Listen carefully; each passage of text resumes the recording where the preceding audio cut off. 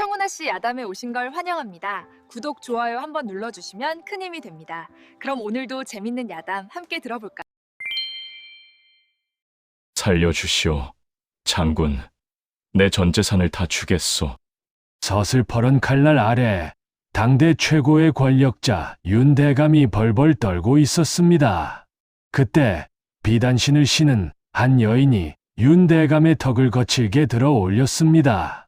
대감, 저를 기억하십니까? 대감의 안방 요강을 20년 동안 비우던 그 한요입니다. 윤대감의 눈동자가 찢어질 듯 커졌지요. 자, 이 기막힌 복수극이 어떻게 시작되었는지 20년 전 그날 밤으로 돌아가 보겠습니다. 그날은 피비린내가 진동하는 밤이었습니다. 영모 누명을 쓴 정씨 가문에 광군이 들이닥쳤지요. 횃불이 밤하늘을 붉게 물들이고 비명소리가 저택 안팎을 가득 메웠습니다. 안동 정씨 가문이 안방마님이었던 정씨 부인은 해산한 지 사흘밖에 안 된 몸으로 갓 태어난 아들을 품에 안고 뒷산 숯가마터로 내달렸습니다. 헉, 헉. 숨이 턱까지 차올랐지만 멈출 수 없었습니다. 정씨 부인은 아기를 꼭 껴안고 한 걸음 한 걸음 산길을 올랐습니다. 뒤에서는 광군들의 고함 소리가 점점 가까워지고 있었습니다. 역적의 씨를 남겨두지 마라. 여자와 아이라도 놓쳐서는 안 된다. 정씨 부인의 가슴이 철렁 내려앉았습니다. 하지만 포기할 수 없었지요. 조금만 더 가면 평소 남편 정대감이 아끼던 늙은 숫쟁이가 사는 오두막이 있었으니까요. 마침내 희미한 불빛이 보이는 숯가마터에 도착했을 때 정씨 부인은 그만 주저앉고 말았습니다. 영감 계시오? 허리가 굽은 늙은 숫쟁이가 놀란 얼굴로 나타났지요. 평생을 산속에서 숯을 구우며 살아온 이 늙은이는 정대감의 은혜로 가족을 먹여 살릴 수 있었기에 마님, 이게 어인 일이십니까? 제발 이 아이를 거두어 주시오. 부탁입니다.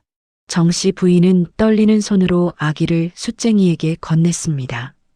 바로 그때 뒤쪽 산비탈에서 광군의 횃불이 일렁이는 게 보였습니다. 저기다. 불빛이 보인다. 시간이 없었습니다.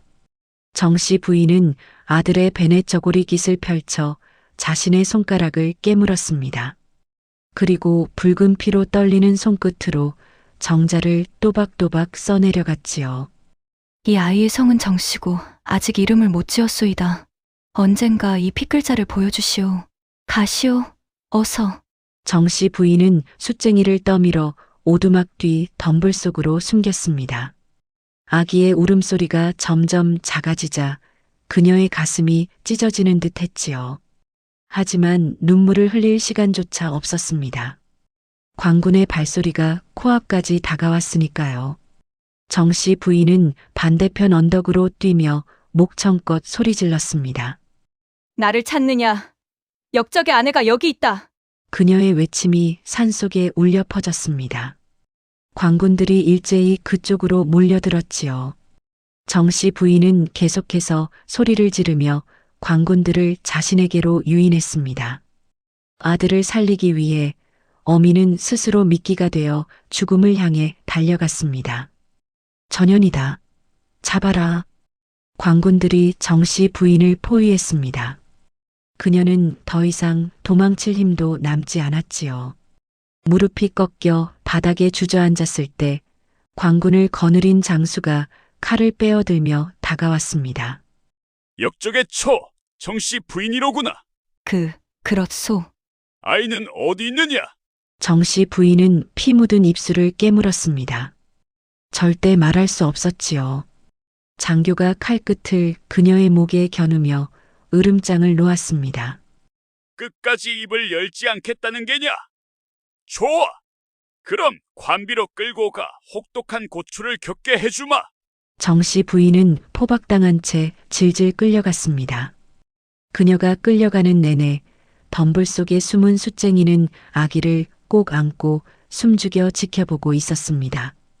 아기가 울음을 터뜨리려 할 때마다 손으로 입을 막으며 애가 탔지요. 광군들이 완전히 사라지고 나서야 숫쟁이는 조심스럽게 오두막으로 돌아왔습니다. 촛불을 켜고 아기를 내려다보니 작은 생명이 새근새근 숨을 쉬고 있었습니다. 베네 저고리에 새겨진 핏빛 정자가 어둠 속에서도 선명하게 빛났지요. 마님, 이 늙은이가 목숨 다하는 날까지 이 아이를 지키겠나이다. 숫쟁이는 아기를 품에 안고 조용히 눈물을 흘렸습니다. 한편 관비로 끌려간 정씨 부인은 지옥 같은 나날을 보내야 했습니다. 채찍질과 곤장형이 이어졌고 쌀뜨물조차 제대로 먹지 못하는 날이 계속됐지요. 하지만 그녀는 이를 악물고 버텼습니다. 아들이 살아있다는 것, 그 하나만으로도 견딜 수 있었으니까요.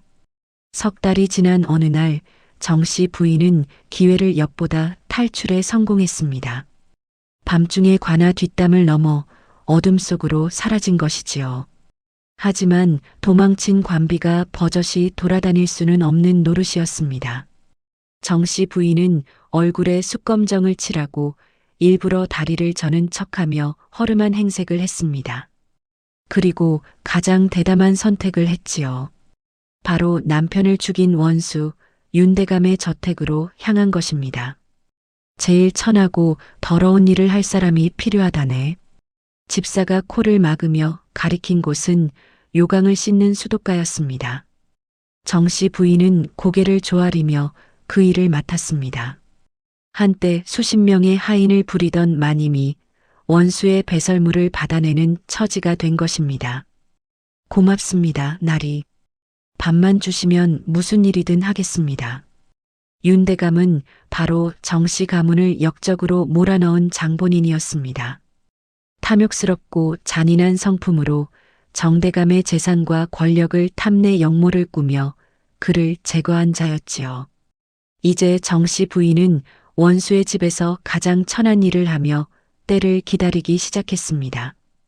밤마다 윤대감의 요강을 비우며 사랑채의 대화를 엿들었습니다. 윤대감이 누구에게 뇌물을 받는지, 어디에 장부를 숨기는지 그 더러운 비밀들이 요강 속 오물처럼 차곡차곡 그녀의 머릿속에 쌓여갔습니다. 두고 보자. 내 놈의 피로 이 치욕을 씻을 것이다. 정씨 부인은 차가운 윗목에서 쪽잠을 자면서도 품속에 숨긴 은장도를 어루만지며 복수의 칼날을 갈았습니다. 그녀의 눈빛은 날이 갈수록 차가워졌지요. 한때 온화했던 명문가의 마님은 이제 복수만을 생각하는 여인으로 변해가고 있었습니다. 아들을 지키기 위해 그리고 남편의 원수를 갚기 위해 정씨 부인의 긴 인내가 시작된 것입니다. 한편 산속 깊은 곳에서는 작은 생명이 무럭무럭 자라나고 있었습니다. 숫쟁이 영감은 아기에게 바위라는 이름을 지어주었지요. 산속에서 태어난 아이가 바위처럼 단단하고 굳건하게 자라기를 바라는 마음이었습니다. 하지만 숫쟁이 영감은 늘 불안했습니다. 혹시라도 광군들이 다시 찾아와 아이를 해칠까 두려웠지요. 바위가 3살이 되던 해 영감은 큰 결심을 했습니다. 이곳은 너무 위험하구나. 더 깊은 산으로 들어가야겠다. 숫쟁이 영감은 짐을 꾸려 더욱 깊은 산속으로 이사를 갔습니다. 사람의 발길이 거의 닿지 않는 오지였지요. 그곳에서 새로운 숯가마를 짓고 정착했습니다. 이제는 그 누구도 바위를 찾아내지 못할 것이었습니다. 바위는 비록 가난한 산골 평민으로 자랐지만 맑은 공기를 마시며 구김살 없이 컸습니다. 숫쟁이 영감은 바위를 친자식처럼 아꼈고 바위 역시 영감을 진짜 아버지처럼 따랐지요. 둘은 비록 가난했지만 정이 넘치는 삶을 살았습니다. 바위야, 장작 좀 패거라. 예, 아버지. 바위는 떡잎부터 달랐습니다. 10살이 갓 넘은 아이가 아름드리 참나무를 도끼질 한 번에 2 동강 낼 정도로 힘이 장사였지요. 노비 신부는 아니었기에 산을 자유롭게 누비며 사냥을 하고 약초를 캐며 호연지기를 길렀습니다. 순박하고 정직한 성품의 효심도 지극했으니 영감은 그저 대견할 따름이었습니다. 세월이 흘러 바위가 15살 소년으로 자란 어느 날이었습니다. 장터에 숯을 팔러 나간 바위는 저작거리에서 웬 허름한 여인과 마주쳤습니다. 여인은 바위를 뚫어지게 쳐다보더니 손에 들고 있던 부채를 툭 떨어뜨렸지요. 아이고, 아주머니, 부채 떨어뜨리셨어요. 바위가 재빨리 부채를 주워 건네려 했지만 여인은 눈 깜짝할 사이에 인파 속으로 사라졌습니다. 바위는 고개를 갸우뚱하며 부채를 들고 집으로 돌아왔지요. 아버지, 오늘 이상한 일이 있었어요. 어떤 아주머니가 이 부채를 떨어뜨리고 가셨는데 숫쟁이 영감이 부채를 받아 펼쳐보더니 손이 부들부들 떨렸습니다. 부채에는 알 수 없는 그림과 글씨가 빼곡했습니다. 칼을 휘두르는 사람의 모습, 말을 타고 달리는 무사의 형상, 그리고 복잡한 도형과 선들이 어지럽게 그려져 있었지요. 이게, 아버지, 무슨 그림인가요? 영감은 부채 귀퉁이를 자세히 들여다보았습니다.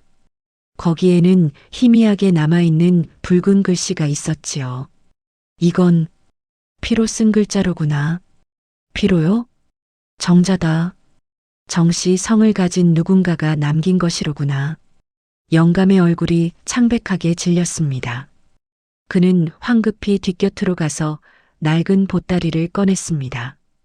그 안에는 바위의 베넷 저고리가 소중히 간직되어 있었지요.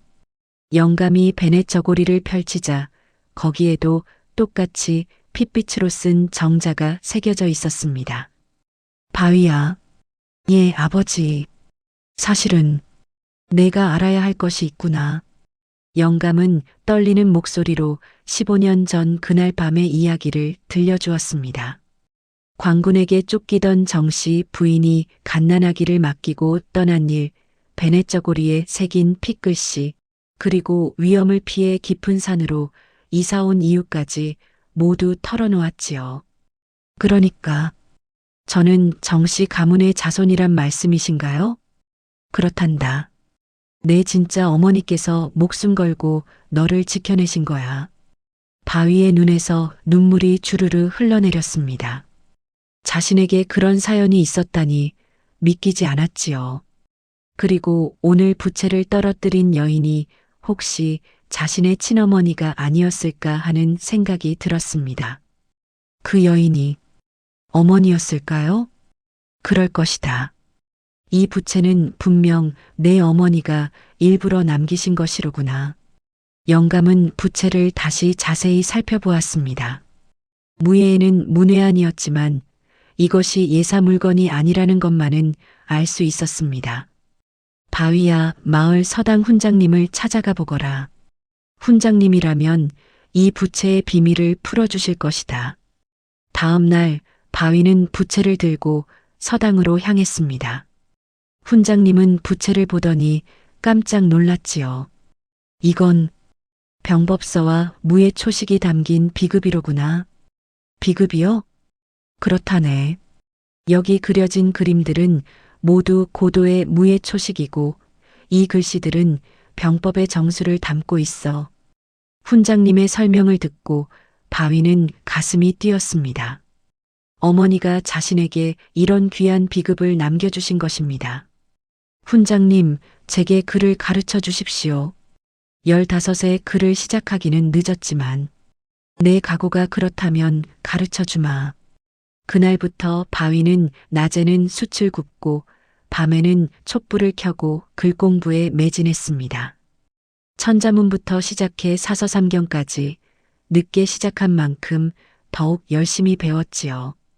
그리고 부채에 담긴 무예 초식도 하나씩 연마하기 시작했습니다. 야! 바위가 목검을 휘두르자 바람이 갈라지는 소리가 났습니다. 도끼질로 다져진 근육은 무사의 강인한 육체로 거듭났고 산속에서 사냥하며 기른 민첩함은 무예 실력의 밑거름이 되었습니다. 하지만 바위가 19이 되던 해 숫쟁이 영감은 병으로 세상을 떠났습니다. 바위는 영감을 산속에 정성껏 묻어들이고 홀로 무예와 학업에 전념하였습니다.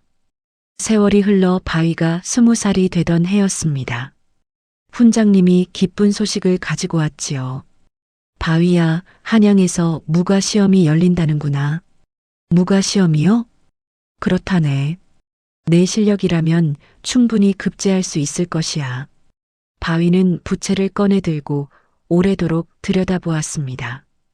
부채에 담긴 무예를 익힌 것도 글을 배운 것도 모두 이 순간을 위한 것 같았지요. 어머니가 자신에게 남긴 이 비급으로 출세하여 어머니를 찾고 정씨 가문의 누명을 벗기고 싶었습니다.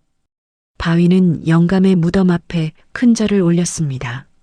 아버지, 다녀오겠습니다. 반드시 출세하여 아버지의 은혜를 갚겠습니다. 바위는 간단한 짐을 꾸려 한양길에 올랐습니다. 그의 품속에는 부채와 베네저고리 그리고 복수를 향한 어머니의 간절한 염원이 담겨 있었습니다. 20살의 청년 바위는 이제 자신의 운명과 마주하기 위해 한양으로 향하고 있었지요. 한양은 바위가 상상했던 것보다 훨씬 컸습니다. 높은 성곽과 기와집들이 즐비하고 거리마다 사람들로 북적였지요. 산속에서만 살던 바위에게는 모든 것이 낯설고 신기했습니다. 여기가 한양이구나. 바위는 큰 길을 따라 걸으며 무가 시험장을 찾아갔습니다. 하지만 시험장 앞에서 실망스러운 소식을 들었지요. 무가 시험은 3달 뒤에 열린다네. 3달이나 기다려야 한단 말입니까? 그렇다네. 그나마 실전 경험이 없으면 시험에서도 불리하지. 방을 붙이던 아전이 바위를 훑어보며 말했습니다. 아무리 무예가 뛰어나도 실전 경험 없는 산골 청년이 급제하기는 어렵다는 뜻이었지요. 바위는 고민에 빠졌습니다. 3달을 그냥 기다릴 수도 없고 실전 경험도 쌓아야 했습니다. 그때 저작거리에 방이 하나 붙었습니다. 윤대감 댁에서 사병을 모집한다. 무예에 자신 있는 자는 누구든 지원하라. 바위의 눈이 번쩍 뜨였습니다. 사병으로 들어가면 실전 경험도 쌓고 한양의 지리도 익힐 수 있을 것 같았지요. 하지만 그는 몰랐습니다. 윤대감이 바로 자신의 원수라는 것을 말입니다. 저도 지원하겠습니다. 바위는 윤대감의 저택으로 향했습니다. 저택은 어마어마하게 컸습니다. 백화는 좋게 넘어 보이는 기와집에 수십 명의 하인들이 드나들었지요. 윤대감은 탐욕스럽고 잔인한 성품으로 정씨 가문을 멸문시키고 그 재산과 권력을 차지한 인물이었습니다. 지금은 조정의 높은 벼슬을 차지하고 온갖 비리를 저지르며 부귀영화를 누리고 있었지요. 무예 시험을 보겠다고? 윤대감의 집사가 바위를 위아래로 훑어보았습니다. 산골 출신답게 옷은 남루했지만 체격은 늠름했습니다. 예, 저를 시험해 주십시오. 좋아, 저기 저놈들을 이겨보거라. 집사가 가리킨 곳에는 윤대감 댁의 기존 사병들이 서 있었습니다. 모두 건장한 체구에 무예를 익힌 자들이었지요. 그중 가장 덩치가 큰 사내가 바위를 비웃으며 다가왔습니다. 산골 촌놈이 감히 여길 왔어? 썩 꺼지지 못할까? 저는 진심으로 사병이 되고 싶습니다. 하? 입만 살았구만. 내 상대나 해봐라. 사내가 목검을 휘둘렀습니다. 바람을 가르는 소리가 요란했지요. 하지만 바위의 눈에는 그 검이 너무 느리게 보였습니다. 15년 동안 산속에서 맹수를 사냥하며 기른 민첩함과 5년 동안 부채의 비급을 연마한 실력이 몸에 배어 있었으니까요. 야! 바위가 가볍게 몸을 틀자 사내의 검이 허공을 갈랐습니다. 그리고 바위의 손이 번개처럼 뻗어 사내의 손목을 잡았지요. 흑! 사내는 손목이 꺾이며 목검을 놓치고 말았습니다. 바위는 떨어지는 목검을 공중에서 낚아채더니 사내의 목에 갖다 댔습니다. 모든 것이 눈 깜짝할 사이에 벌어진 일이었지요. 이럴 수가. 집사와 구경하던 사병들이 입을 떡 벌렸습니다. 윤대감 댁에서 가장 무예가 뛰어나다는 사내가 단 한수만에 제압당했으니 놀랄 만도 했습니다. 다음, 바위는 차례차례 사병들을 상대했습니다. 하지만 아무도 바위를 당해낼 수 없었지요. 어떤 이는 힘으로 덤볐다가 허리가 꺾였고, 어떤 이는 빠른 검술로 공격했다가 오히려 자기 검에 맞았습니다. 바위의 무예는 산속에서 갈고 닦은 야성과 부채 비급의 정교함이 어우러진 독특한 것이었습니다. 대감마님께 보고하겠다. 집사가 황급히 사랑채로 달려갔습니다. 잠시 후 윤대감이 직접 나왔습니다. 60대 중반의 나이에 눈빛이 음험하고 입가에는 늘 비릿한 미소를 띠고 있었지요. 내가 그 청년이냐? 예, 대감마님. 바위는 무릎을 꿇고 예를 올렸습니다. 윤대감은 바위를 찬찬히 살펴보았습니다. 이름이 무엇이냐? 바위라고 합니다. 바위, 천한 이름이로구나. 이제부터 내 이름은 최무역이다. 최무역이라니요? 그렇다. 내 집안을 지키는 무사가 되려면 제대로 된 이름이 있어야 하지 않겠느냐. 윤대감은 바위의 무예 실력이 마음에 들었습니다. 이런 뛰어난 무사를 자신의 호위무사로 삼는다면 든든할 것 같았지요. 바위는 잠시 망설이다가 고개를 끄덕였습니다. 어차피 정씨 가문의 자손이라는 것을 숨기고 살아야 했으니 새로운 이름을 갖는 것도 나쁘지 않았습니다. 감사합니다, 대감마님. 좋아, 오늘부터 너는 내 최측근 호위무사다. 월급은 넉넉히 주겠다. 명심하겠습니다. 이렇게 해서 바위는 최무역이라는 새 이름을 얻고 윤대감의 호위무사가 되었습니다. 그는 저택의 별채에 방을 얻어 지내게 되었지요. 다른 사병들은 무역을 부러워하면서도 두려워했습니다. 단 한 번의 시험으로 모두를 제압한 실력자였으니까요. 최나리, 앞으로 잘 부탁드립니다. 서로 돕고 살아야지요. 무역은 겸손하게 인사했습니다. 산속에서 배운 순박함이 아직 남아 있었지요. 하지만 그는 점점 윤대감 저택의 분위기에 적응해 갔습니다. 며칠이 지난 어느 날 무역은 저택을 순찰하다가 마당을 쓸던 한 노파와 마주쳤습니다. 허리가 굽고 얼굴에 숯검정이 묻은 초라한 행색이었지요. 하지만 무역은 왠지 모르게 그 노파에게서 눈을 뗄 수가 없었습니다. 노파 역시 무역을 보더니 빗자루를 떨어뜨릴 뻔했습니다. 그녀는 바로 정씨 부인이었습니다. 20년을 기다려 마침내 자신의 아들이 눈앞에 서 있는 것이지요. 늠름하게 자란 아들을, 하지만 원수의 호위무사가 되어버린 아들을 보니 가슴이 찢어지는 듯 했습니다. 그게 누구냐? 감히 호위무사의 앞길을 막다니. 저 멀리서 윤대감의 목소리가 들려왔습니다. 윤대감이 의심스러운 눈초리로 둘을 번갈아 보고 있었지요. 위기의 순간이었습니다. 정씨 부인은 재빨리 판단을 내렸습니다. 아들을 살리기 위해서는 자신이 다시 한번 비굴해져야 했습니다. 아이고, 눈 어두운 늙은이가 젊은 나리를 못 알아뵙고 죽여주십시오. 정씨 부인은 바닥에 납작 엎드려 벌벌 떠는 신용을 했습니다. 무역은 갑작스러운 상황에 당황했지만 윤대감의 눈치를 살피며 대수롭지 않게 지나쳤습니다. 괜찮소? 실수는 누구나 하는 것이니. 감사합니다, 나리. 감사합니다. 무역이 지나간 후 정씨 부인은 떨리는 손으로 가슴을 쓸어내렸습니다. 아들과 겨우 몇 마디 나누지도 못했지만 그가 무사히 살아있다는 것만으로도 감사했지요. 하지만 원수의 호위무사가 되어버린 아들을 어떻게 구해낼지 그녀는 다시 한번 깊은 고민에 빠져들었습니다.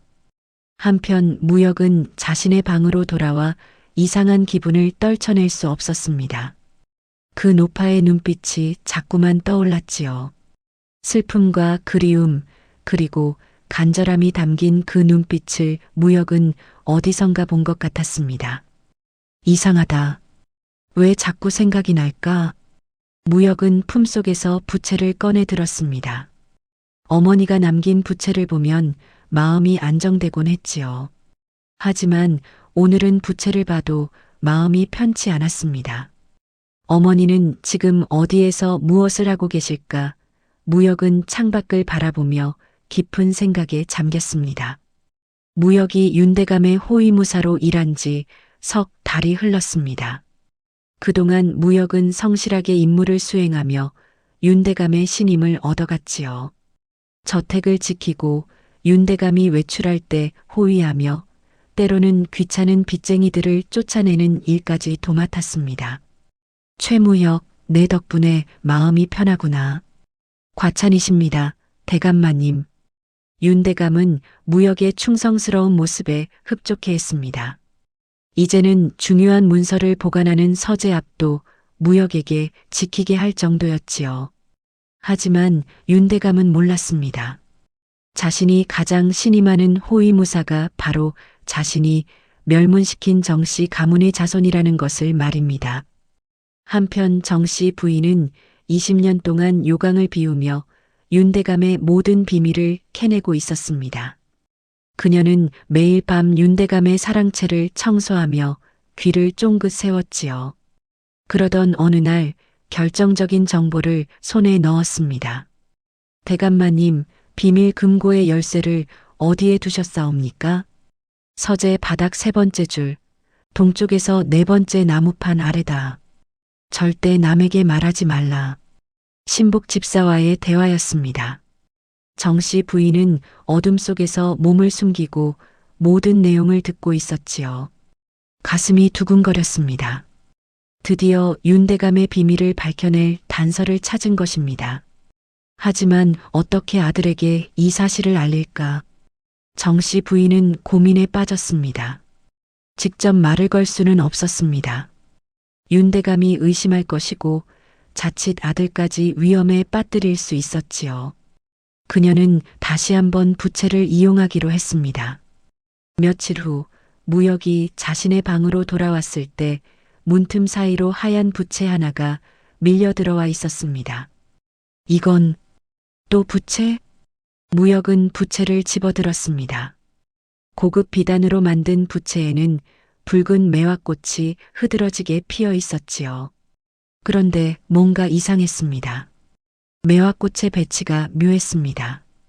어떤 꽃은 3개의 꽃잎만 그려져 있고 어떤 꽃은 4개, 또 어떤 것은 방향이 동쪽을 가리키고 있었습니다. 이것도 암호인가? 무역은 예전에 어머니가 남긴 부채를 떠올렸습니다. 그 부채에도 무의 초식이 그림으로 암호화되어 있었지요. 이번에도 마찬가지일 것 같았습니다. 무역은 촛불을 밝히고 부채를 자세히 들여다보았습니다. 3개, 동쪽, 그리고 4개.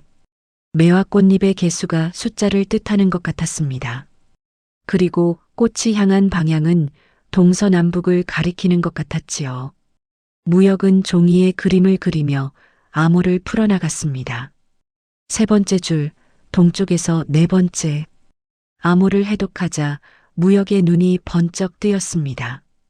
그리고 부채 뒷면에는 희미하게 바닥 나무판 무늬가 그려져 있었습니다. 그 무늬는 윤대감의 서재 바닥과 똑같았지요. 무역은 매일 서재 앞을 지키며 그 바닥을 수없이 봤기에 단번에 알아볼 수 있었습니다. 누군가 나에게 서재의 비밀을 알려주려는 건가? 무역의 가슴이 두근거렸습니다. 예전에 받은 부채도 그랬고 이번 부채도 그렇고 분명 누군가 자신을 돕고 있었습니다. 하지만 누가 왜 자신을 돕는 것일까요? 어머니일까? 순간 그 생각이 들었지만 곧 고개를 저었습니다. 어머니가 살아계시다면 진작 나타나셨을 것입니다.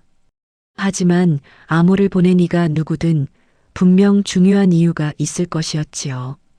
그날 밤 윤대감이 궁궐로 야간 회의에 참석하러 나갔습니다. 저택에는 경비병들만 남았고 서재는 텅 비어 있었지요. 무역은 기회를 놓칠 수 없었습니다. 지금이다. 무역은 조심스럽게 서재로 들어갔습니다. 촛불을 켜고 바닥을 살폈지요. 부채에 그려진 대로 세 번째 줄, 동쪽에서 네 번째 나무판을 찾아냈습니다. 그는 칼을 꺼내 나무판 틈을 조심스럽게 벌렸습니다. 나무판이 들썩이며 들어 올려졌습니다. 그 아래에는 작은 함이 숨겨져 있었지요. 무역은 함을 꺼내 뚜껑을 열었습니다. 안에는 두꺼운 장부 몇 권과 낡은 상소문 하나가 들어 있었습니다. 이게 뭐지? 무역은 장부를 펼쳐보았습니다. 거기에는 윤대감이 조정 대신들에게 뇌물을 준 내역이 빼곡히 적혀 있었습니다. 누구에게 얼마를 주었는지, 어떤 관직을 사고 팔았는지, 심지어 역모를 꾸민 계획까지 세세하게 기록되어 있었지요. 이놈이 무역의 손이 부들부들 떨렸습니다. 그리고 상소문을 펼쳐보는 순간 그의 눈이 휘둥그레졌습니다. 상소문에는 이렇게 적혀 있었습니다. 정한수가 역모를 꾸미고 있사옵니다. 정한수. 그 이름을 본 순간 무역의 머릿속이 하얗게 변했습니다. 숫쟁이 영감이 말씀해 주신 자신의 친아버지 이름이 바로 정한수였습니다. 무역은 급히 상소문을 끝까지 읽어 내려갔지요. 상소문 마지막에는 이렇게 적혀 있었습니다. 이 상소를 올리는 신은 윤지강이옵니다. 윤지강. 바로 윤대감의 본명이었습니다. 무역의 온몸에서 피가 끓어올랐습니다. 눈앞이 붉게 물들었지요. 이놈이 우리 집안을 멸문시킨 원수였구나. 무역은 장부를 꽉 움켜쥐었습니다. 손에서 피가 날 정도로 힘을 주었지요. 20년 동안 알지 못했던 진실이 밝혀진 순간이었습니다. 자신이 모시던 주인이 바로 아버지를 죽이고 가문을 멸망시킨 원수였던 것입니다. 어머니. 그래서 어머니가 이것을 알려주신 거였구나. 무역은 비로소 깨달았습니다. 부채를 보낸 이가 어머니라는 것을, 그리고 어머니가 어디선가 자신을 지켜보고 있다는 것을 말입니다. 아마도 이 저택 안 어딘가에 계실 것이라는 생각이 들었지요. 바로 그때 서재 문이 벌컥 열렸습니다. 쥐새끼가 한 마리 들어왔구나. 윤대감이 비릿한 웃음을 흘리며 서 있었습니다. 그 뒤로 10여 명의 사병들이 칼을 뽑아든 채 무역을 포위했지요. 무역의 얼굴이 창백하게 변했습니다. 대감마님, 이게 무슨 어리석은 놈. 내가 정씨 집안의 자식인 줄 진작 알고 있었다. 뭐라고? 내 얼굴이 정한수와 얼마나 닮았는데 모를 줄 알았느냐? 처음부터 함정이었다. 윤대감이 손뼉을 쳤습니다. 사병들이 일제히 무역에게 달려들었지요. 무역은 재빨리 칼을 뽑아들었습니다. 내 놈의 죄상을 낱낱이 밝혀주마. 죽은 놈이 무슨 소리를 하겠느냐. 모두 덤벼라. 좁은 서재 안에서 피 튀기는 혈투가 시작되었습니다. 무역의 칼이 번뜩이며 사병 둘을 베어 넘겼습니다. 하지만 수적으로 열세였지요. 사방에서 칼이 날아들었고 무역의 팔과 다리에 상처가 생기기 시작했습니다. 크! 무역이 칼에 베이며 비틀거렸습니다. 그때 윤대감이 직접 칼을 들어 무역의 목을 치려 했지요. 이제 끝이다. 내 아비처럼 죽어라. 칼날이 번쩍이며 무역을 향해 날아들었습니다. 무역은 피를 흘리며 눈을 질끈 감았습니다. 하지만 예상했던 고통은 오지 않았지요.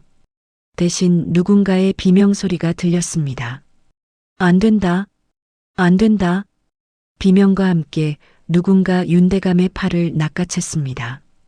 요강꾼 노파 정씨 부인이었지요. 그녀는 20년을 품속에 간직해온 은장도를 번개처럼 꺼내 윤대감의 허벅지를 깊숙이 찔렀습니다. 아! 윤대감이 비명을 지르며 칼을 떨어뜨렸습니다. 무역은 그 틈을 놓치지 않았지요. 몸을 굴려 일어나며 땅에 떨어진 칼을 낚아챘습니다. 그리고 번개처럼 윤대감의 목에 칼을 겨눴지요. 꼼짝 마! 주변의 사병들이 일제히 멈춰섰습니다. 상황이 순식간에 역전된 것입니다. 윤대감은 허벅지에서 쏟아지는 피를 보며 얼굴이 새하얗게 질렸지요. 이 인연이 감히 20년을 기다렸소, 윤지강. 정씨 부인이 차갑게 말했습니다. 그녀의 목소리에는 더 이상 비굴함이 없었습니다. 오히려 당당하고 서늘한 기운이 흘렀지요. 무역은 노파를 돌아보았습니다. 처음 봤을 때부터 느꼈던 그 묘한 끌림이 다시 밀려왔습니다. 당신은 누구시오? 지금은 때가 아니다. 정씨 부인이 짧게 답했습니다. 그때 밖에서 요란한 발소리가 들려왔습니다. 포도청이다. 무슨 일이냐? 군관들이 횃불을 들고 서재로 몰려들었습니다.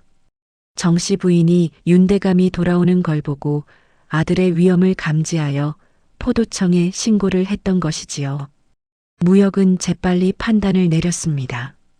이 기회를 놓쳐서는 안 됐습니다. 군관님들, 여기 역적이 있소. 뭐라고? 이자가 바로 정씨 가문을 모함하고 역모를 꾸민 역적 윤지강이요. 무역은 피 묻은 손으로 장부를 높이 들어 올렸습니다. 장부가 횃불빛에 선명하게 드러났지요. 포도청 군관들이 서로 얼굴을 마주 보았습니다. 저것이 정말 증거란 말이냐? 직접 보시오.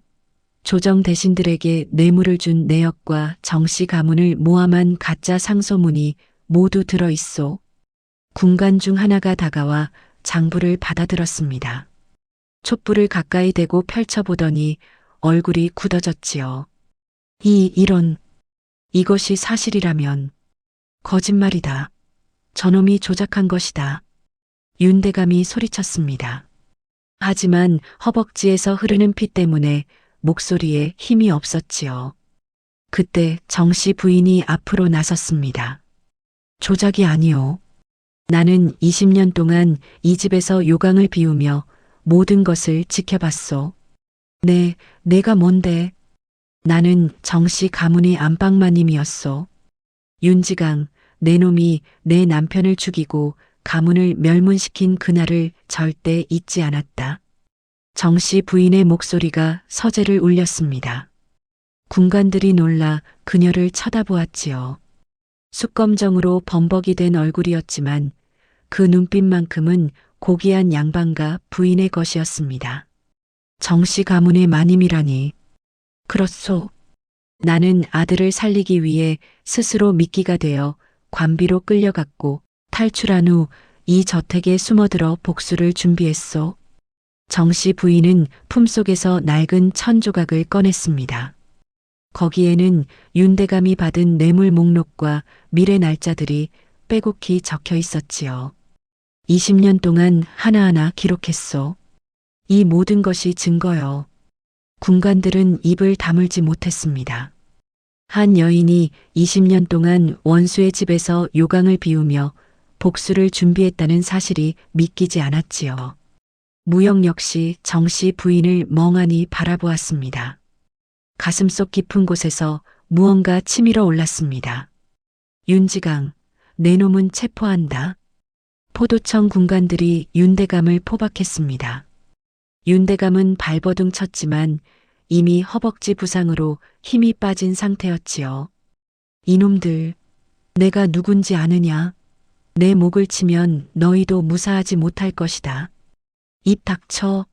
역적 주제에 감히. 군관이 윤대감의 뺨을 후려쳤습니다. 윤대감은 피를 철철 흘리며 질질 끌려나갔지요. 20년 동안 누린 권세가 하루아침에 무너지는 순간이었습니다. 서재가 조용해지자 무역은 정씨 부인을 돌아보았습니다. 피투성이가 된 두 사람이 서로를 마주 보았지요. 무역은 떨리는 손으로 품속에서 베넷 저고리를 꺼냈습니다. 핏빛으로 쓴 정자가 어둠 속에서도 선명했습니다.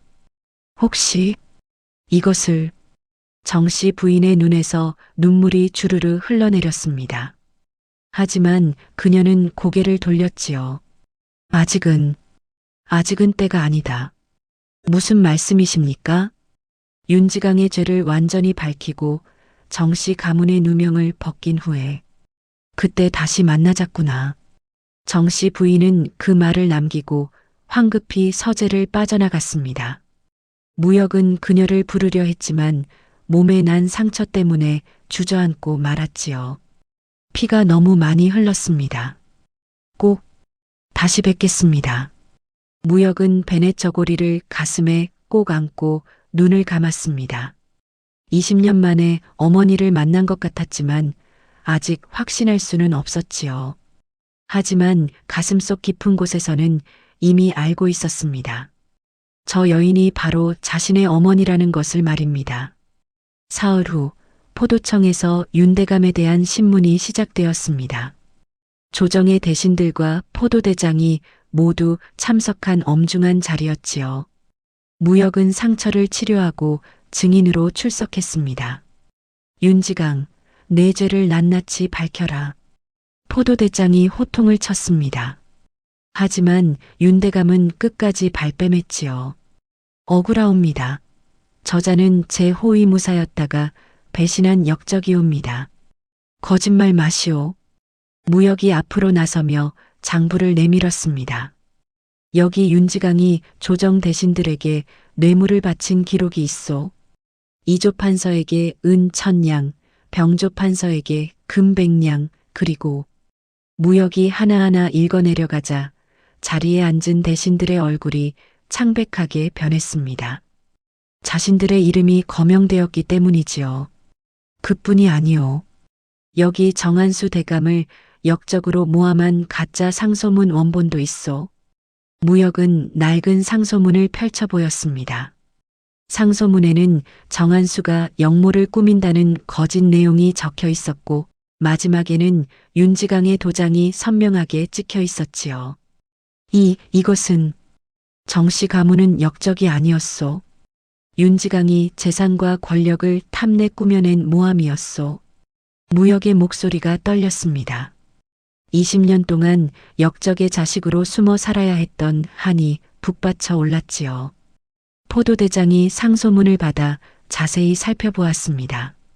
필체를 감정해 보았더니 윤지강의 것이 확실하다.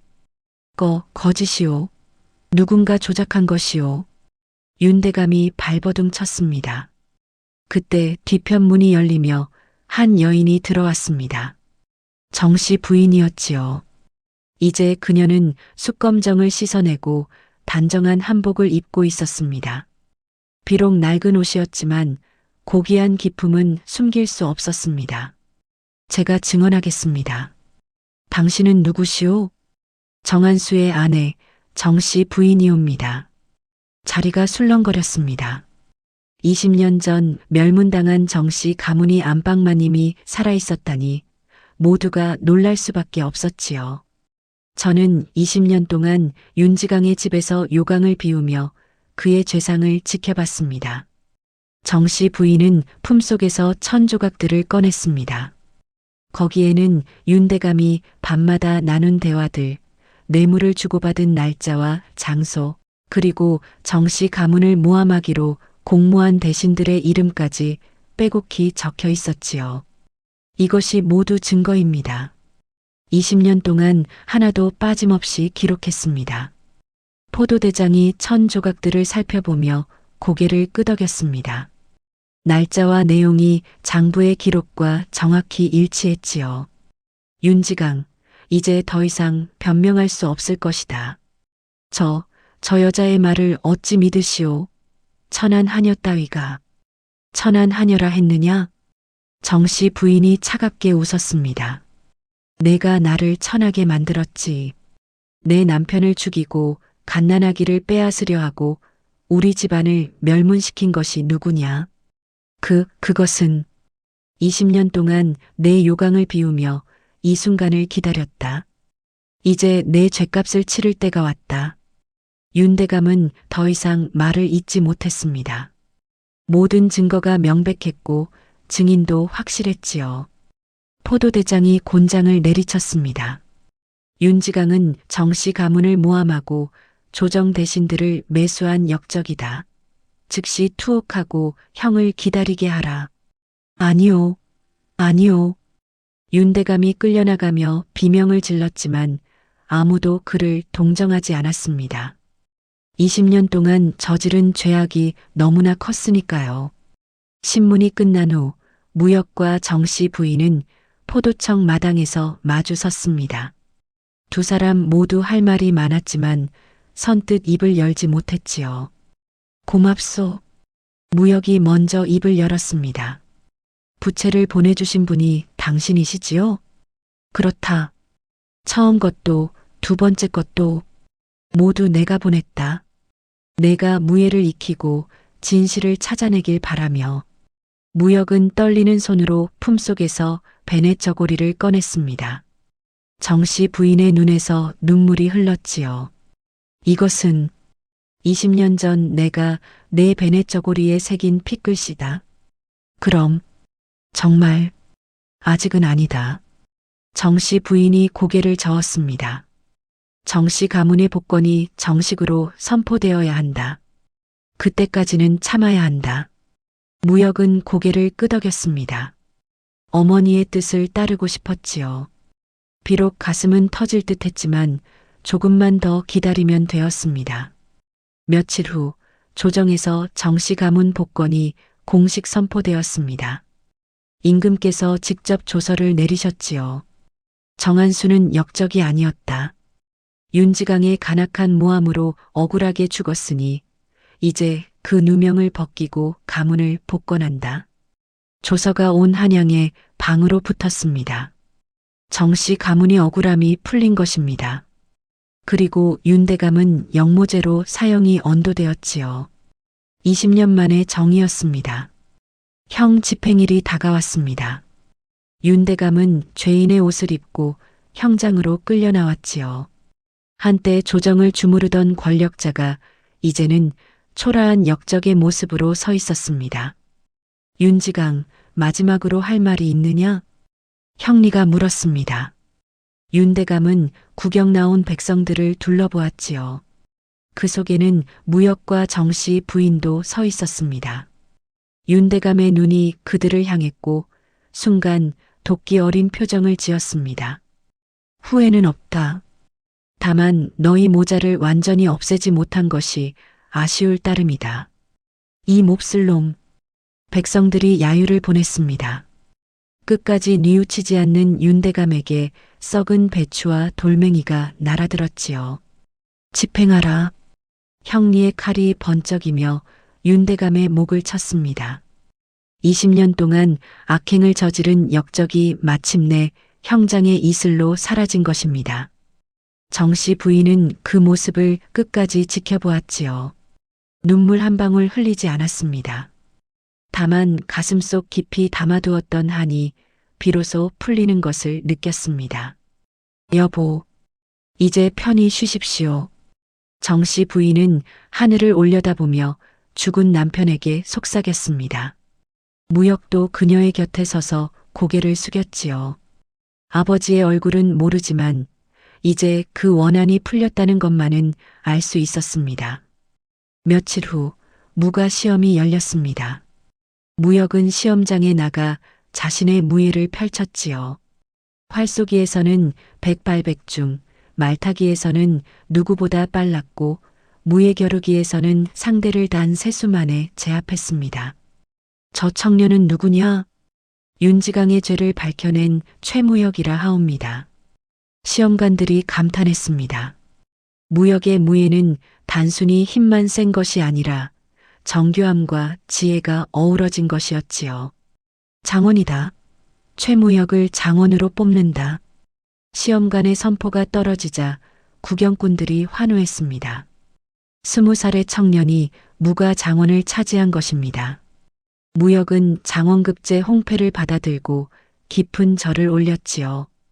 황송하옵니다. 그날 저녁 정씨 가문 복권식이 옛 저택에서 거행되었습니다. 조정에서 몰수했던 저택과 재산이 모두 돌아왔지요. 비록 20년 동안 방치되어 곳곳이 낡았지만 정씨 부인에게는 그 무엇보다 소중한 곳이었습니다. 다시 돌아왔구나. 정씨 부인은 안채 마루에 서서 마당을 바라보았습니다. 20년 전 아기를 안고 달아났던 뒷문이, 남편과 마지막으로 차를 마시던 사랑채가, 모든 것이 그대로였지요. 눈물이 주르르 흘러내렸습니다. 조정에서는 정씨 부인에게 고운 비단옷과 비녀를 하사했습니다. 20년 동안 하녀복을 입고 살았던 그녀가 다시 양반과 마님의 옷을 입게 된 것입니다.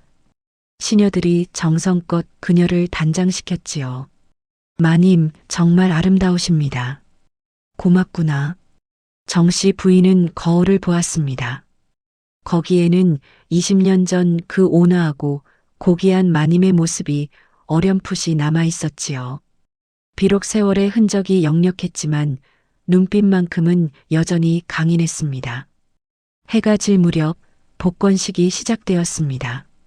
조정 대신들과 친지들이 모여들었고 정씨 가문이 억울함이 풀렸음을 축하했지요. 그리고 마지막으로 장군복을 입은 무역이 저택으로 들어섰습니다. 정씨 가문 무가 장원급제자 최무역 입장하시오. 문이 열리고 무역이 들어왔습니다. 붉은 장군복에 허리춤에는 칼을 찬 늠름한 모습이었지요. 손에는 장원급제 홍패를 들고 있었습니다. 마루에 서 있던 정씨 부인과 눈이 마주쳤습니다. 고운 비단옷을 입은 어머니와 장군복을 입은 아들이 마침내 제대로 된 모습으로 마주 선 것입니다. 20년 동안 요강꾼 노파와 산골 청년으로 살아야 했던 두 사람이 이제는 당당한 양반과 마님과 무가 장원으로 서 있었습니다.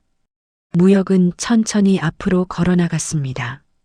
그리고 마루 앞에 무릎을 꿇었지요.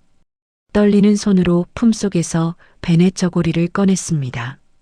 20년 전 그날 밤 어머니가 피로 새긴 정자가 여전히 선명했습니다. 어머니, 정말 어머니십니까? 무역의 목소리가 떨렸습니다. 정씨 부인은 마루에서 내려와 무역 앞에 섰지요. 거칠어진 손으로 아들의 뺨을 어루만졌습니다. 장하다, 내 아들 바위야. 어머니, 무역은 더 이상 참을 수 없었습니다. 장군복을 입은 채로 어머니를 껴안았지요. 정씨 부인도 아들을 꼭 안았습니다. 20년 동안 그리워했던 품이었습니다. 이 어미가 요강을 비우며 흘린 눈물이 헛되지 않았구나. 어머니, 고생하셨습니다. 모자는 서로를 부둥켜 안고 한참을 울었습니다. 그 모습을 지켜보던 하객들도 모두 눈시울을 붉혔지요. 20년 만의 재회가 얼마나 감격스러운지 모두가 느낄 수 있었습니다. 정말 기적 같은 일이로구나. 그 긴 세월을 어찌 버텼을까. 사람들의 속삭임이 들렸지만 무역과 정씨 부인은 아무것도 들리지 않았습니다. 오로지 서로의 온기만을 느끼며 20년 동안 쌓인 그리움을 풀어내고 있었지요. 잠시 후 정씨 부인이 무역에게 말했지요. 이제 내 이름은 정도환이다. 앞으로 바른 길을 지키며 살라는 뜻이었지요. 무역이는 이제 새로운 이름 정도환으로 다시 태어났습니다. 복권식이 끝난 다음 날 조정에서 도안을 불렀습니다. 임금께서 직접 높은 벼슬을 내리시겠다는 것이었지요. 경은 역적을 밝혀낸 공이 크니 이제 조정의 중신으로 나라를 섬기도록 하라. 하지만 도안은 고개를 숙인 채 사양했습니다. 황송하오나 소신은 벼슬을 원치 않사옵니다. 무슨 까닭이냐? 소신은 20년 동안 어머니와 떨어져 살았사옵니다. 이제 남은 생은 어머니를 모시며 살고 싶사옵니다. 임금께서는 도안의 효심에 감동하셨습니다. 억지로 벼슬을 강요하지 않으시고 후한 하사품만 내리셨지요. 며칠 후 도안은 어머니께 조용히 말씀드렸습니다. 어머니, 시골로 내려가 살면 어떠하겠습니까? 시골로? 예, 권세도 명예도 다 부질없습니다. 그저 어머니와 따뜻한 밥 한 끼 먹으며 사는 것이 제 소원입니다. 정씨 부인은 아들의 손을 꼭 잡았습니다. 눈가에 눈물이 맺혔지요. 그래, 그렇게 하자꾸나. 모자는 저택을 정리하고 한적한 시골로 내려갔습니다. 작지만 아담한 기와집을 얻어 정착했지요. 도안은 작은 밭을 일구고 정씨 부인은 꽃을 가꾸며 평화로운 나날을 보냈습니다. 어느 여름날 마루에 앉은 정씨 부인에게 도안이 부채질을 해드렸습니다. 바로 어머니가 처음 건네준 그 부채였지요. 시원하지요, 어머니? 그래, 참 시원하구나. 정씨 부인이 미소 지었습니다. 20년 동안 요강을 비우며 견딘 그 지독한 인내가 이제는 값진 행복으로 돌아온 것입니다. 마당에서는 매미가 울고 하늘에는 하얀 구름이 떠다녔습니다. 어머니, 행복하십니까? 그럼 이보다 더 행복할 수가 있겠느냐? 모자는 서로를 바라보며 환하게 웃었습니다. 복수도 끝났고 명예도 되찾았습니다. 하지만 무엇보다 소중한 것은 함께 있다는 것이었지요. 그 후로 오래오래 시골집 마루에는 장군 아들이 붙여주는 시원한 부채, 바람과 어머니의 웃음소리가 끊이지 않았다고 합니다. 원수의 요강을 비우던 그 지독한 인내가 만들어낸 참으로 값진 행복이었지요. 그동안 시청해 주셔서 감사합니다.